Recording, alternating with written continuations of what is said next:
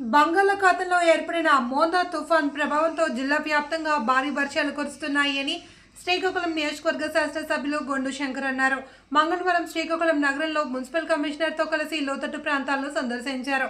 ఈ సందర్భంగా ప్రజలతో మమేకమై వారి సమస్యలను అడిగి తెలుసుకున్నారు.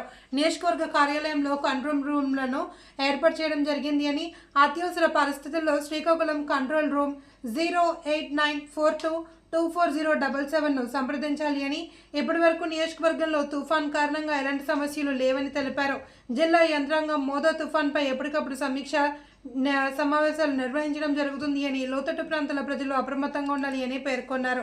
నీరు నిల్వ ఉన్న ప్రాంతాల్లో పారిశుద్ధ్య కార్మికులచే నీటిని తొలగించడం జరుగుతుందన్నారు.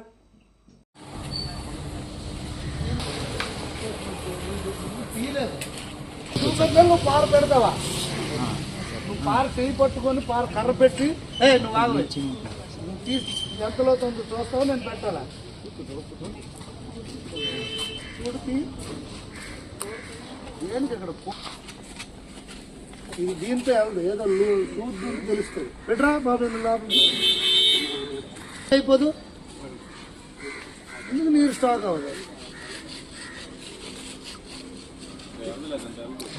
ఈవేళ తీయొద్దు, ఈవేళ నీరు స్టాక్ అవుతుంది, ఈవేళ తీయొద్దు. రేపు మార్నింగ్ మొత్తం టేకప్ చేయాలి. మళ్ళీ కొడితే మరొక 3 రోజులు 3 అడుగులు లోపలికి వెళ్ళింది. జ్ఞానం ఉండాలి, చదువుకునే దేనికి ఇది జ్ఞానం ఉండాలి. చూడేది నమస్కారం, అంతా పూడికి తీసామని కహానీ చెప్తారు. పూడికి తీస్తే ఎంత కొంపు కొడుతుందా?